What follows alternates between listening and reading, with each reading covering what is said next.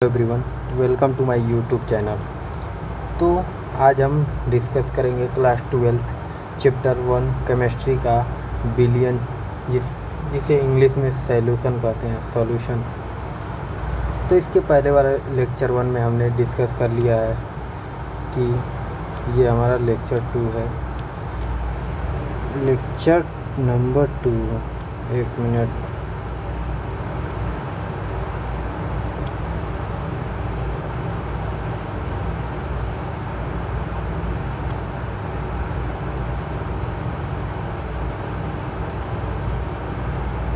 ये क्या है, हमारा लेक्चर 2 है। इसके पहले वाले लेक्चर 1 में हमने डिस्कस कर लिया कि बिलियन क्या होता है, बिलियन के कितने प्रकार होते हैं, बिलियन के अंग क्या होते हैं, अंग कितने प्रकार के होते हैं।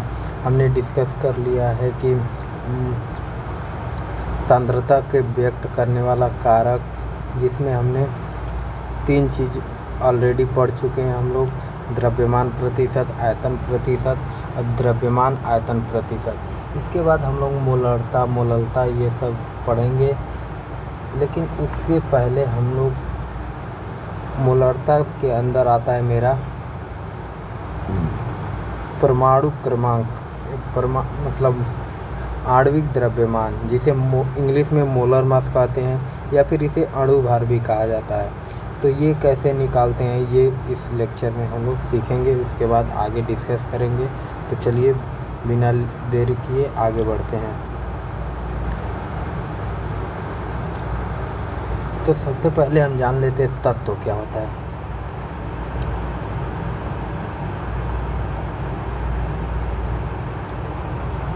देखो, तत्व होता क्या है। तत्व 2 चीज़ों से मिलकर बना रहता है, लेकिन दोनों इक्वल चीज़ों से बनता है। देखो, समान परमाणुओं से बना पदार्थ तत्व कहलाता है, मतलब इक्वल होगा, समान परमाणु होंगे तो समान परमाणुओं से बना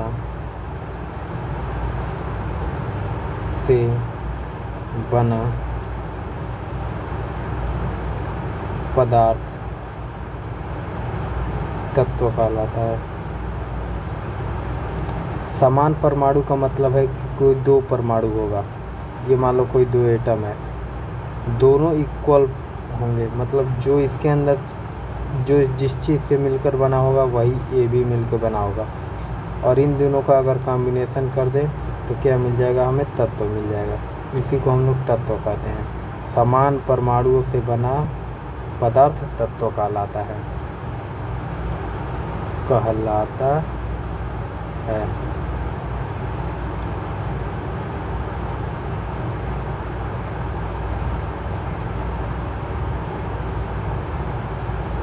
फिर उसके बाद हम लोग देखेंगे परमाणु क्या होता है। वो परमाणु जो होता है, कोई ये परमाणु है, इसके अंदर 3 इसके नाभिक होगा, इसके नाभिक के अंदर न्यूट्रॉन होगा, प्रोटॉन होगा, और इसके चारों तरफ इलेक्ट्रॉन चक्कर लगा रहा होगा, ठीक है, ये इलेक्ट्रॉन। तो ये जो होता है न्यूट्रॉन प्लस प्रोटॉन, इससे हम निकालते हैं परमाणु भार। परमाणु भार जो कि बराबर होता है न्यूट्रॉन प्लस प्रोटॉन के। परमाणु भार को हम जेड से व्यक्त करते हैं। इसको हम किससे डिनोट करते हैं, जेड से।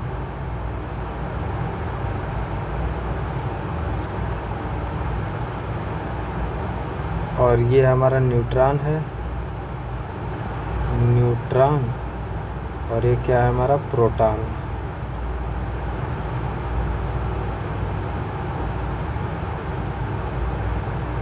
प्रोटॉन किसके बराबर होता है, देखो प्रोटॉन, एक मिनट, ये परमाणु भार को जेड से नहीं व्यक्त करते हैं।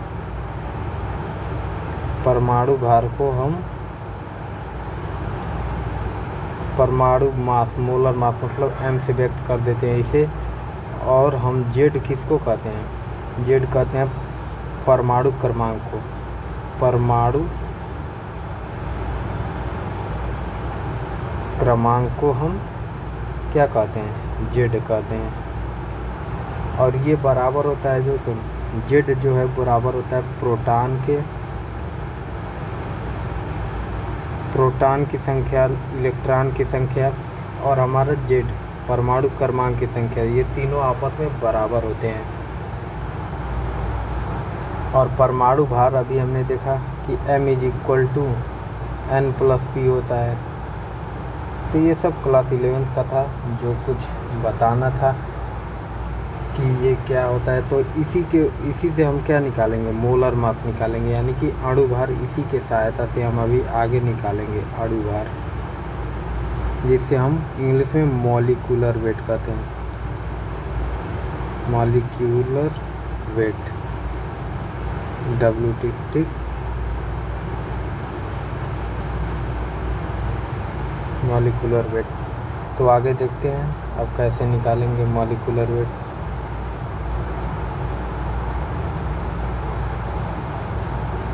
इसके लिए हमें कुछ चार्ट है जिसे हमें याद करना होगा।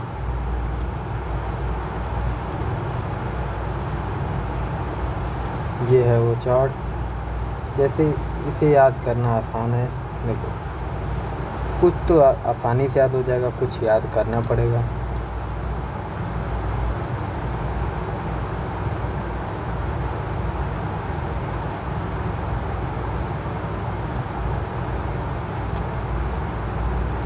देखो जैसे हाइड्रोजन का परमाणु क्रमांक ये दे रखे, इसे नीचे वाले के परमाणु क्रमांक कहते हैं। ये देखो H11 ऐसे लिखा है, तो जो नीचे लिखा होता है वो क्या होता है, परमाणु क्रमांक होता है। और ये जो ऊपर होता है परमाणु भार होता है, परमाणु भार होता है ये, ठीक है। तो देखो इसका परमाणु क्रमांक 1 है, परमाणु भार भी 1 है हाइड्रोजन का। कार्बन का परमाणु क्रमांक 6 है, तो इसका दोगुना इसका परमाणु भार हो जाएगा। नाइट्रोजन का परमाणु क्रमांक 7 है, तो इसका परमाणु भार 14 हो गया। ऑक्सीजन का परमाणु क्रमांक 8 है, तो इसका क्या हो गया, 16 हो गया परमाणु भार। ऐसे ही सल्फर का 16 है, तो इसका 32 हो गया। तो देखो hydrogen, carbon, nitrogen, oxygen, sulphur, इनका क्या है, ठीक डबल हो जा रहा है।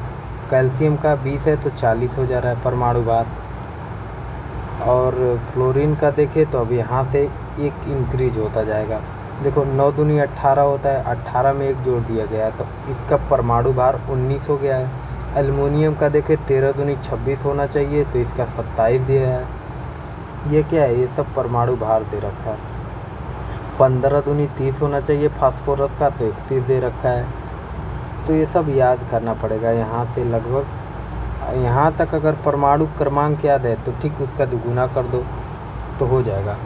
जैसे हाइड्रोजन हो गया, कार्बन हो गया, नाइट्रोजन हो गया, ऑक्सीजन, सल्फर, कैल्शियम का आसानी से याद हो जाएगा। फिर हमें फ्लोरीन से याद करना पड़ेगा। 9 से 19 हो गया, 13 से 27 हो गया एल्युमिनियम, फास्फोरस 15 से 31 हो गया। फिर हम देखेंगे क्लोरीन का 17 परमाणु क्रमांक होता है, परमाणु भार 35.5 आ गया इसका।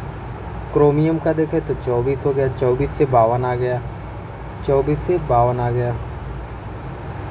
तब यहाँ कितना इंक्रीज हो रहा है, यहाँ 24 दूना 48, 4 इंक्रीज हो गया। तो ये सब क्या करना पड़ेगा, याद करना पड़ेगा।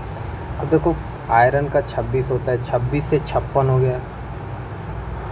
अब इसमें देखो कापर का 29 होता है, कापर 29 का दोगुना करें तो हमें मिलेगा 58, लेकिन ये 63.5 है। और इसका सिल्वर का सिल्वर का कितना दे रखा है हमें, 47 का दे रखा है, परमाणु भार 108। तो यदि हम इतना सफिशिएंट है याद कर लें तो हम यूपी बोर्ड का पेपर सॉल्व कर लेंगे। तो Ag का 47 से 108 हो गया, और लिथियम का 3 है तो 7 हो गया। इसे देखो यहाँ इस कैटेगरी में रखना था, क्योंकि इससे एक इंक्रीज हुआ है, 3 दूनी 6 प्लस 1, ठीक। अब ये देखो बेरिलियम का भी 4 से 9 हो गया, 4 दूनी 8 प्लस 1 9। ये देखो सोडियम का कितना होता है, सोडियम का परमाणु क्रमांक 11 होता है, और 11 दूनी 22 प्लस 1 23 हो गया है, ठीक है। अब देखो ये होता है पोटेशियम 19 का 39 हो गया, जिंक का कितना दे रखा है 30 से कितना हो गया 65.4। ऐसे आयरन का देखें तो 53 से 127 हो गया। अगर हम सोना के देखें, सोना मतलब गोल्ड, एयू का देखें तो इसका कितना है 79 से 100, ये 79 लिखा है 79, ठीक। 79 से कितना हो गया 197। तो लगभग अगर हम इतना याद कर ले तो सफिशिएंट है। तो एक एग्जांपल लेकर देखते हैं कि परमाणु भार हम निकालते कैसे हैं, उसके बाद हम आगे बढ़ेंगे। आगे टॉपिक में इसका यूज आएगा, इसीलिए परमाणु भार इसको हमें याद करना कंपलसरी है। अब हमारा आता है आणविक द्रव्यमान होता क्या है। तो ये देखो, इसको आणविक द्रव्यमान भी कहते हैं।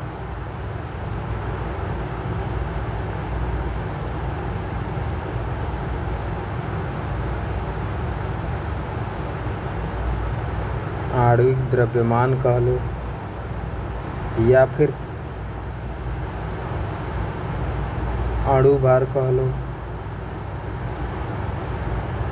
या फिर हम इसे क्या कह सकते हैं मॉलिक्यूलर वेट। इसको इंग्लिश में मॉलिक्यूलर वेट कहते हैं, मॉलिक्यूलर वेट।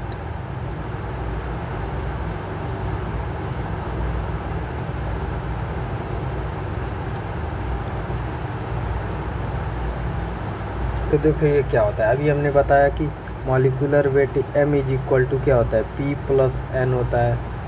तो इसे हम चाहे फार्मूले बना के लिख दें या फिर कोड लैंग्वेज में लिखें, दोनों एक ही बात होगा। किसी यौगिक के परमाणु क्रमांक और का योगफल अणु भार कहलाता है। तो इसे लिख लेते हैं।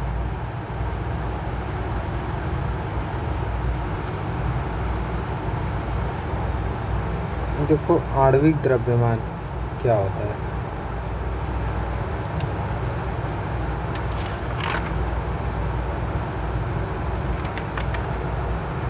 देखो आणविक द्रव्यमान, ये हमने गलत बोल दिया, ये नहीं है आणविक द्रव्यमान, ये नहीं है।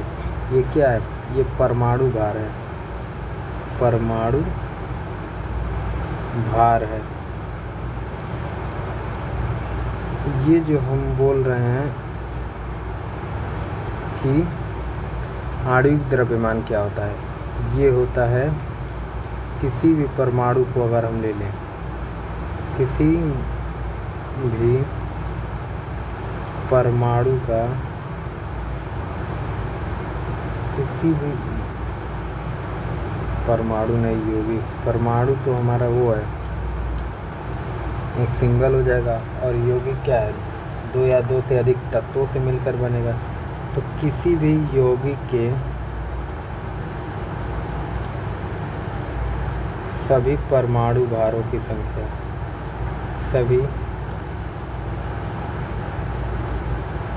परमाणु भारों की संख्या को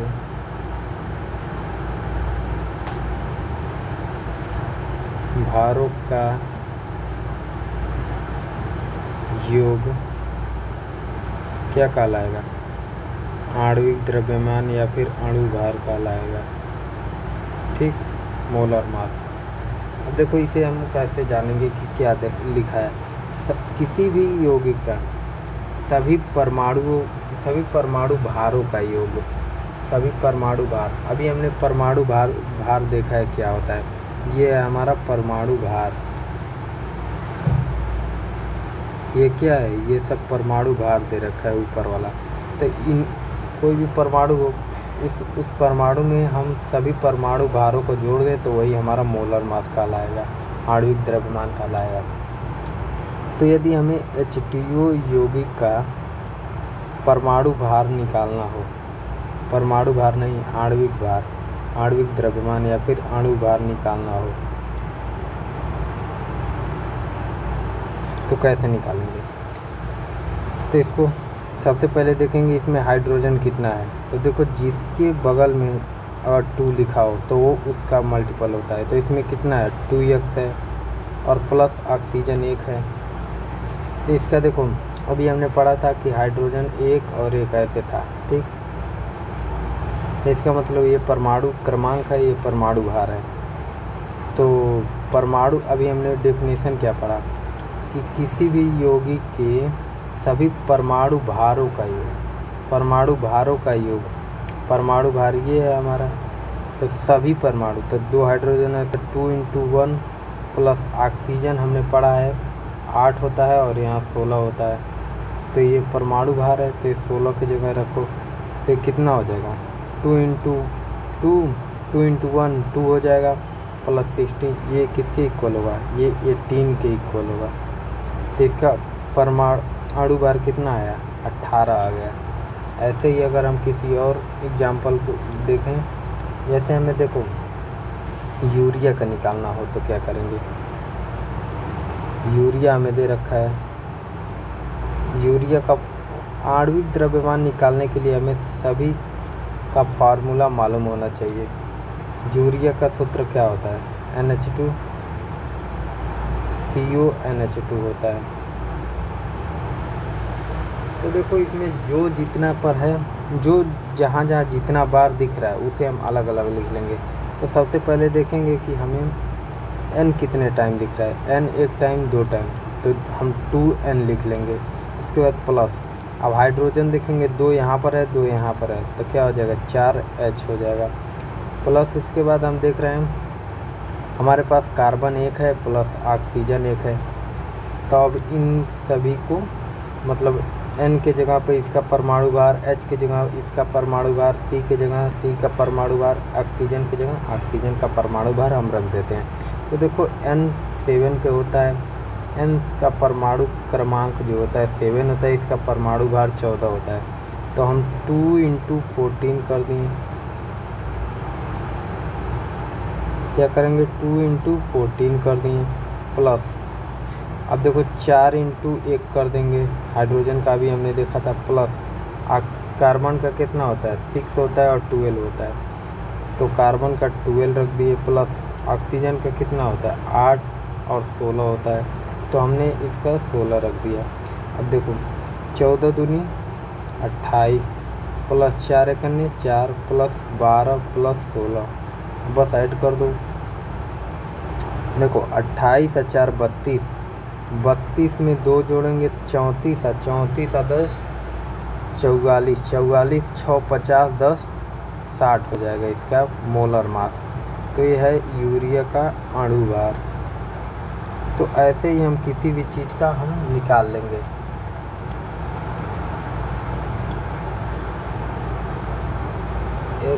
यदि हमें एथिल अल्कोहल का बोले, एथाइलिन अल्कोहल का, एथाइलिन अल्कोहल का बोले तो हमें देखो एथिल अल्कोहल होता क्या है, ये होता है C2H5OH, ये ऐसे भी लिखा जा सकता है एथिल अल्कोहल CH3CH2OH। तो देखो हम इसका कैसे निकालेंगे, कार्बन की संख्या कितना है 2, तो 2 × C, कार्बन की संख्या हमें दे रखा है 2 × C प्लस हाइड्रोजन कितना है 5 बार तो यहाँ पर है, प्लस 1 6 बार यहाँ पर है, ठीक। तो 6 × 1 हो जाएगा प्लस ऑक्सीजन हो जाएगा। देखो 2 कार्बन है 6 हाइड्रोजन है 1 ऑक्सीजन है, तो हमने लिख दिया। अब इसके बाद इसको हमें टेबल याद रहेगा तभी हम ये कर पाएंगे। तो कितना हो जाएगा 12 दूनी 24,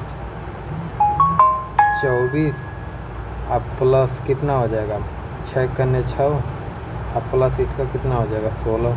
तो देखो 24 में अगर हम 16 जोड़े तो 40 हो जाएगा, अब प्लस 6, तो इसका आंसर 46 आ जाएगा, ठीक है। फिर ऐसे ही करते जाएंगे, आता जाएगा। तो इसके लिए हमें कुछ नेम और उसका सूत्र मालूम होना चाहिए। तो हम लिख लेते हैं कुछ यौगिक का नाम, जैसे यूरिया हो गया, एथाइल अल्कोहल हो गया, एथाइलिन,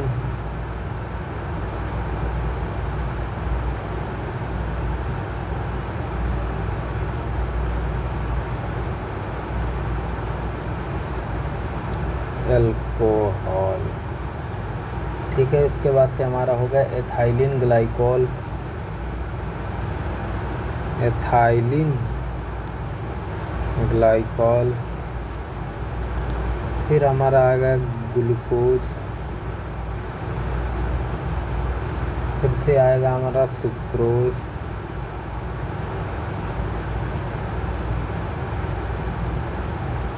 फिर हमारा आता है ऑक्जेलिक एसिड,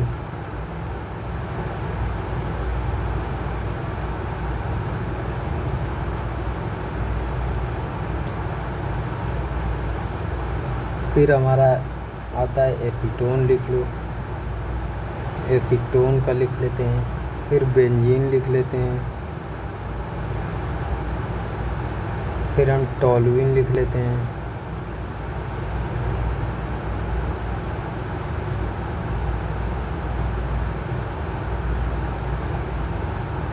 टॉलुइन हो गया। फिर एसिटिक एसिड लिख लेते हैं,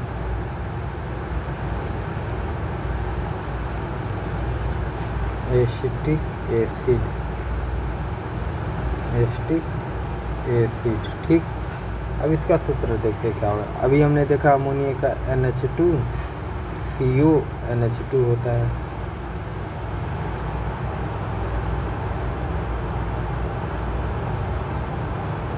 फिर एथाइलिन, एथाइल अल्कोहल का कितना होता है C2H5OH। फिर एथाइलिन ग्लाइकॉल का क्या होता है CH2OH, इसी के साथ जुड़ा होता है ऐसे। ये क्या होता है, एथाइलिन ग्लाइकॉल होता है मेरा। फिर आता है हमारा ग्लूकोज, तो C6H12O6,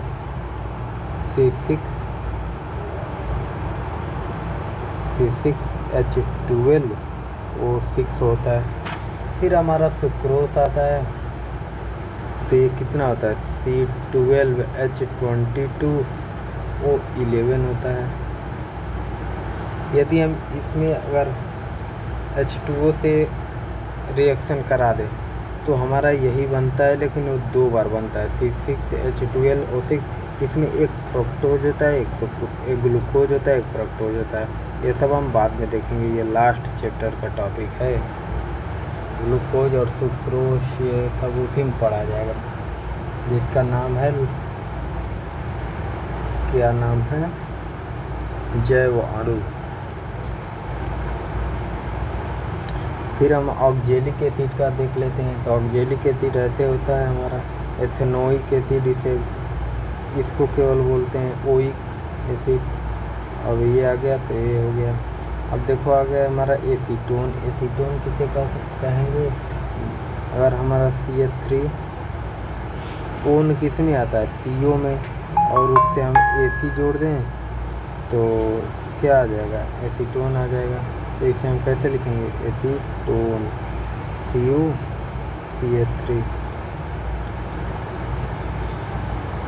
और देखो बेंजीन क्या होता है, बेंजीन हम आगे देख लेंगे। यहाँ पर, यहाँ से इसे हटाते हैं बेंजीन को।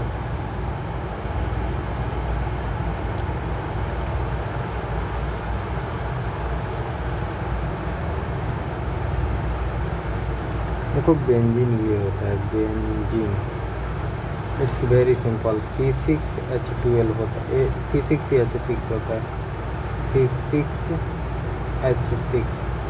इसका स्ट्रक्चर ऐसे होता है बेंजीन का,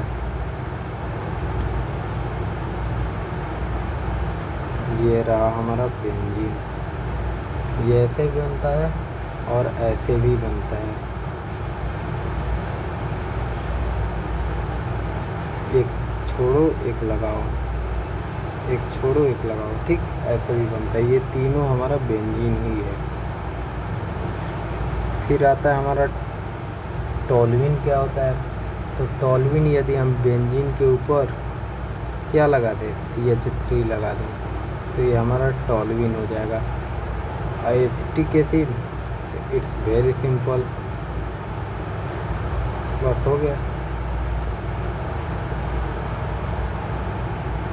ये सब किसके लिए है, ये है हमारा मॉलिक्यूलर वेट निकालने के लिए, आणविक द्रव्यमान यानी अणु भार निकालने के लिए ये सब है।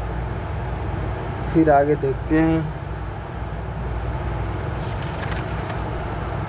अब हम मोल पे आ गए। मोल किसे कहते हैं, क्योंकि आगे इसकी भी ज़रूरत पड़ेगी। तो देखो मोल हम यहाँ से याद करें तो और जल्दी याद होगा। Mole is equal to W/m होता है। W क्या है,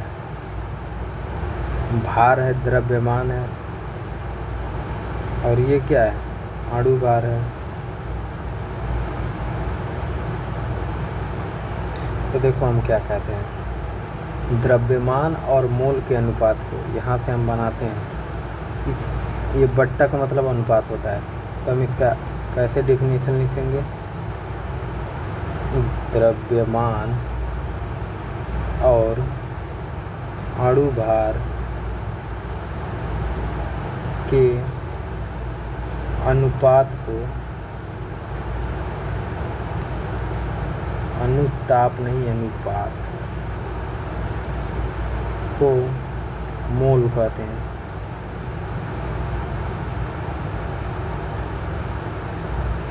तो क्या हो जाएगा ये, m is equal to W/m हो जाएगा। एक मिनट, इसे हम m से नहीं डिनोट करते हैं, इसे n से डिनोट करते हैं। मोलों की संख्या n इज इक्वल टू इतना हो जाएगा, तो यहाँ पर भी हमें m न लिख के n is equal to W/m, ठीक है। अब हम बात करते हैं मोलरता की। मोलरता किसे कहते हैं, हमारा टॉपिक क्या है, मोलरता, मोलेरिटी, इसको इंग्लिश में क्या कहते हैं, मोलैरिटी। इसको हम m से डिनोट करते हैं। तो देखो मोलरता कहते किसे हैं, इसे हम फॉर्मूले से देखें तो आसानी से हम बता सकते हैं। मोलों की संख्या अपन आयतन को हम क्या कहेंगे, मोलरता कहेंगे। इसका डिफिनीशन हम अपने आप से भी बना सकते हैं। देखो मोलों की संख्या और आयतन के इसका मतलब अनुपात होता है, इसका मतलब के अनुपात को हम मोलरता कहते हैं, ये भी हम बोल सकते हैं। या फिर यदि हम v का मान 1 रखें, m is equal to n/1, तो देखो डिनोमिनेटर में n लिखा हो या फिर न लिखा हो, उससे कोई मतलब नहीं पड़ता। इसका मतलब क्या लिखा है, ये m is equal to n लिखा है। तो जब हम v का मान 1 रख रहे हैं तो हमारा मोलैरिटी मोलों की संख्या के बराबर आ रहा है, तो हम क्या लिखेंगे, 1 लीटर।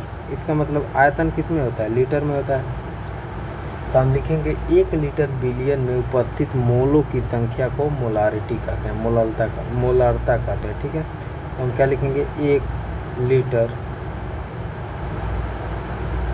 बिलियन में उपस्थित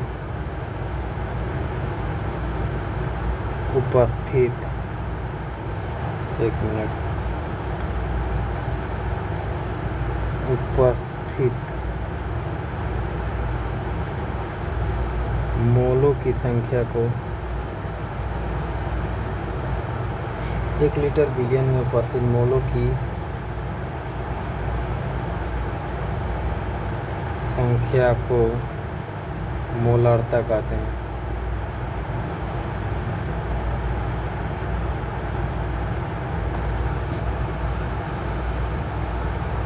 अब देखो हम इसे लिख कैसे सकते हैं। अब देखो इसका फॉर्मूला एक और होता है, चूँकि हम जानते हैं कि n इज इक्वल टू क्या होता है, मोलों की संख्या बराबर वेट अपान मास होता है। तो हम इस n के जगह ये रख के देखें तो क्या होगा, हमारा molarity m is equal to कितना हो जाएगा, molarity m is equal to, देखो n के जगह W अपान क्या हो जाएगा, अपान ये वाला m भी आएगा यहाँ पर। तो इसको हम केवल m न लिखकर हम NB और इसे ऐसे लिख लेते हैं, ठीक है, क्योंकि ये दोनों m दो दो एम हो जाएगा, इसीलिए इसे थोड़ा अलग लिखते हैं। तो WB बट्टे MB। और ये देखो, ये अगर भी लीटर में है तब तो ये ऐसे ही रहेगा। अगर ये भी जो है अगर ml में दिया हो तो देखो, हम लीटर से ml में जाने के लिए क्या करते हैं, लीटर से ml में जाने के लिए हम 1000 से गुणा कर देते हैं।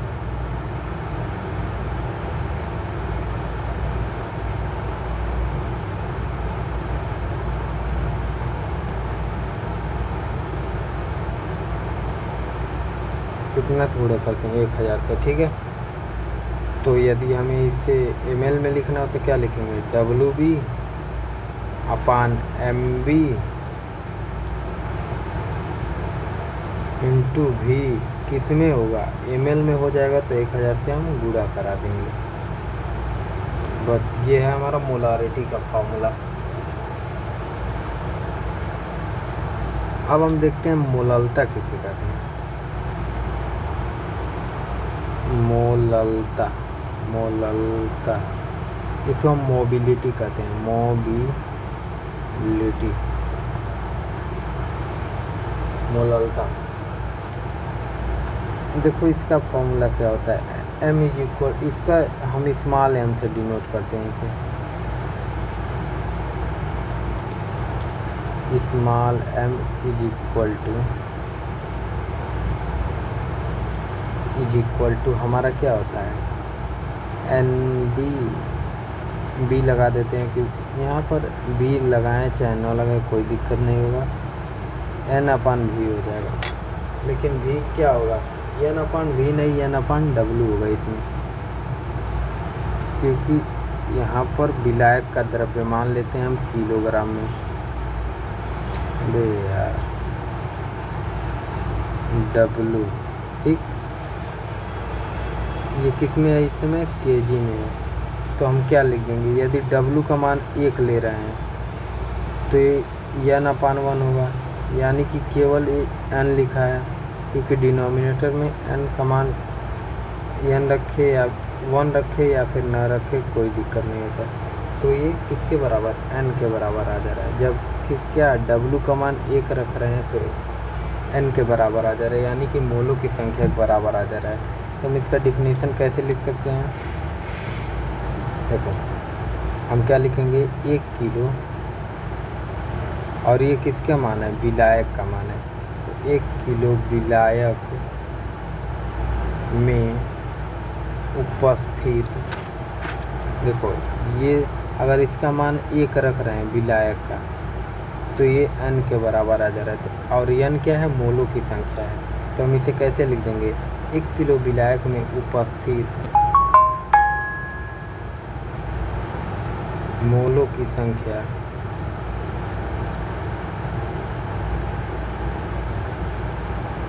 क्या कहलाएगी, मोललता कहलाएगी।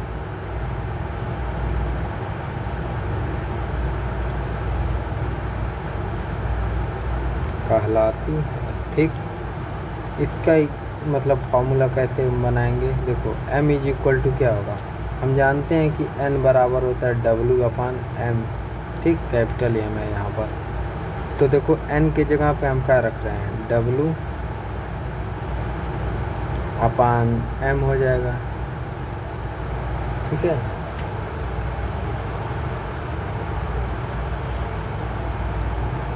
अब ये देखो, ये वाला W जो है मतलब मेरा किसकी वैल्यू है, ये जो है विलायक की वैल्यू है, और ये जो हमें इसमें विलेय दिया होगा उसकी वैल्यू, इसीलिए हम इसको NB लिख लेते हैं, जिससे हमारा अलग अलग दिखेगा। तो NB मतलब क्या हो गया, मोलों की संख्या बराबर द्रव्यमान बट्टे क्या हो जाएगा, ये मोलर मास। तो द्रव्यमान बटे मोलर मास था, हमने उसे B वहाँ भी ऐड किया, तो यहाँ पर भी B और B लिख देंगे, ठीक। फिर उसके बाद देखो, ये N के जगह हमने पुट किया, तो N के जगह ये हमने रख दिया। उसके पहले से ही नीचे में W था, तो यहाँ पर भी W लिख दो। केजी में है तो ठीक है, नहीं तो अगर इसे हम ग्राम में लिखें तो 1000 से गुणा करा देंगे।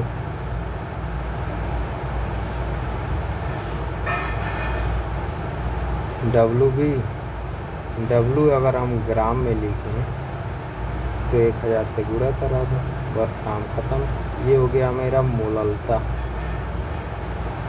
फिर हमारा आता है पार्ट्स पर मिलियन,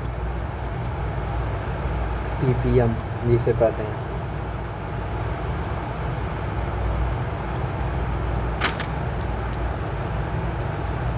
पार्ट्स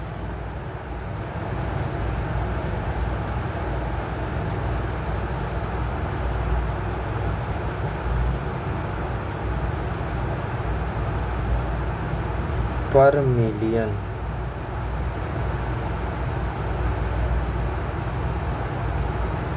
इसे हम ppm से डिनोट करते हैं। तो देखो इसका फार्मूला पहले देखते हैं। ppm इज इक्वल टू होता है विलेय का द्रव्यमान, यानी कि वही WB मतलब विलेय का द्रव्यमान अपान बिलियन का द्रव्यमान, बिलियन का द्रव्यमान। और बस इसमें क्या होता है इंटू 10⁶ हो जाता है, जिसे हम ppm कहते हैं, पार्ट्स पर मिलियन कहते हैं। तो इसे हम कैसे लिखेंगे? विलेय का द्रव्यमान और बिलियन के द्रव्यमान के अनुपात को नहीं, क्योंकि इसमें 10⁶ है तो इसमें 10⁶ का भी रोल होना चाहिए। तो हम क्या लिखेंगे? किसी बिलियन के 10 लाख, ये क्या लिखा है 10 लाख ग्राम में, किसमें है ग्राम में, तो हम क्या लिखेंगे? किसी बिलियन के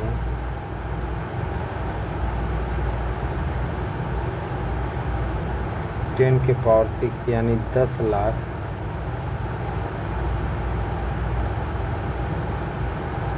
ग्राम में उपस्थित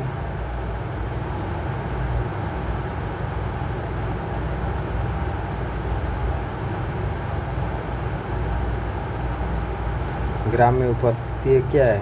यही उपस्थित होगा विलेय का द्रव्यमान। ग्राम में उपस्थित विलेय पदार्थ के, ग्राम में उपस्थित विलेय के द्रव्यमान को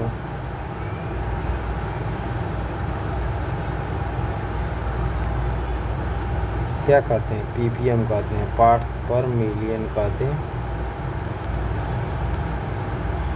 और फार्मूला ये हो गया।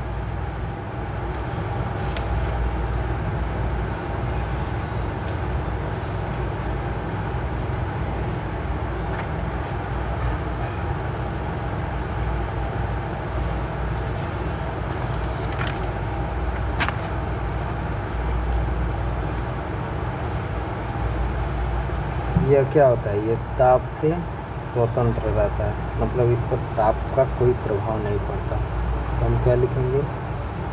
ppm पर ताप का प्रभाव नहीं पड़ता। ठीक, अब इसके बाद हम देखते हैं मोल प्रभाज किसे कहेंगे।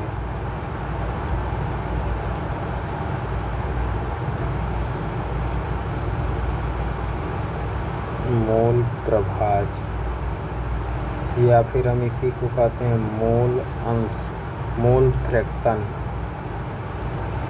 मोल अंश। यदि इंग्लिश में देखो तो क्या कहेंगे? Mole fraction.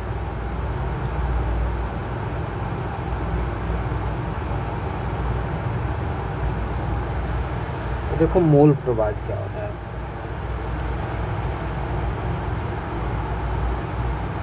देखो मोल प्रभाज कैसे निकलता है, किसे कहते किसे हैं। यदि हम ए को मान ले क्या, ए इज इक्वल टू बिले और बी क्या है, विलायक है।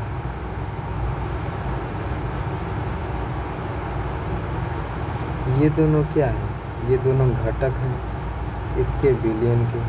इन दोनों को मिला देंगे तो हमारा बिलियन बन जाएगा। तो देखो हम इसका डेफिनेशन कैसे लिखेंगे, पहले इसका फार्मूला देखते हैं फिर इसका डेफिनेशन लिखेंगे। फार्मूला अगर हम इसे निकालें, इसको हम किससे डिनोट करते हैं, एक्स से डिनोट करते हैं मोल प्रभाज को, ठीक है। तो एक्स ए निकाले तो हमें क्या मिलेगा, N A upon N A plus N B. अगर हम एक्स बी निकालें तो ये हमें मिलेगा N A N B upon N A plus N B.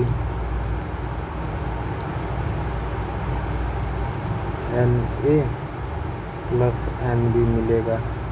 इसका मतलब देखो क्या हो रहा है, ये दोनों को हम क्या बोल रहे हैं, घटक।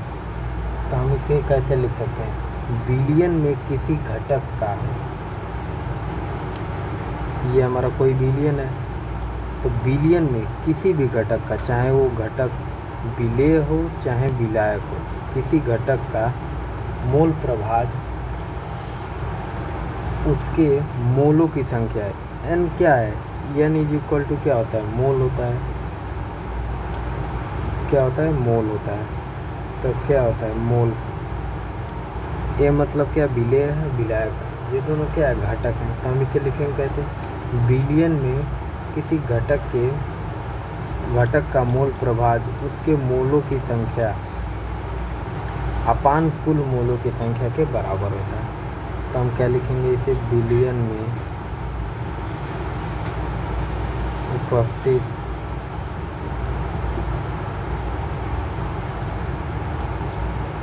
क्या लिखेंगे, बिलियन के घटक का मोल प्रभाज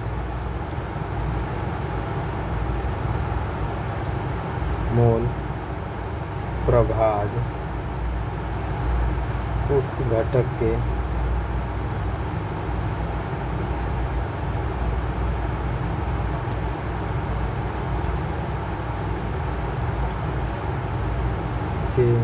मोलों की संख्या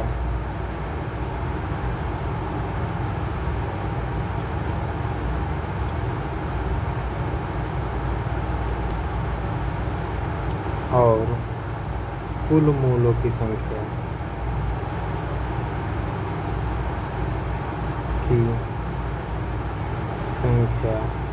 के अनुपात के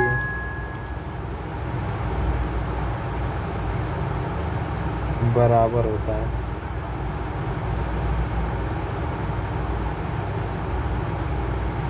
कैसे होता है, देखो घटक हमने क्या लिखा, देखो बिलियन के घटक ये हो गया, क्या हो गया, विलेय हो गया या फिर विलायक हो गया। विलेय क्या है, ए है, विलायक क्या है, बी है। तो बिलियन के घटक का मोल प्रभाज उसके घटक के मोलों की संख्या, एन क्या है, मोलों की संख्या, एक्स ए क्या है, मोल प्रभाज। तो विलेय का मोल प्रभाज बराबर होगा N A upon N B, N A plus N B के, उसके मोलों की संख्या और कुल मोलों की संख्या। क्योंकि बिलियन में हमारा दो ही तो घटक होंगे, एक विलेय होगा एक विलायक होगा। तो कुल के जगह क्या आ जाएगा, दोनों का योग आ जाएगा, ठीक है। तो यही हमने लिखा है, यही आपको बता दिया। तो यदि आपको ये याद होता है तो आप लिख ले जाएंगे इसे। यदि आपको ये फार्मूला अगर मालूम है तो आप लिख लेंगे इसे। फिर अब इन दोनों के बीच एक रिलेशन देखते हैं। चूँकि हमने देखा कि एक्स ए बराबर ये होता है, एक्स बी बराबर ये होता है, तो इन दोनों को अगर ऐड करें तो अगर हम एक्स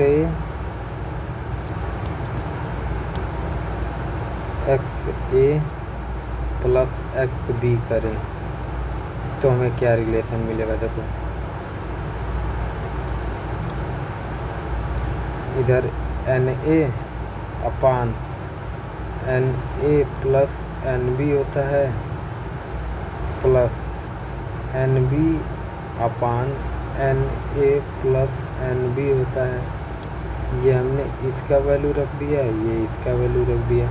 अब इन दोनों को जोड़ते हैं तो हमने पढ़ा है कि अगर डिनोमिनेटर सेम हो तो ऐड कर देते दोनों को एक बार नीचे लिख के, तो क्या आ जाएगा हमारा एन ए प्लस एन बी और एन ए प्लस एन बी हो जाएगा। अब देखो ऊपर भी हमारा वही है, नीचे भी वही है, दोनों कट जाएगा, इसका आंसर एक आ जाएगा। तो X A plus X B is equal to 1 आ जाएगा। ये हमारा रिलेशन होता है इन दोनों के बीच में। इस पे भी न्यूमेरिकल आता है। तो आज के लिए बस इतना ही। Thank you. इसके बाद हम नेक्स्ट वीडियो में देखेंगे।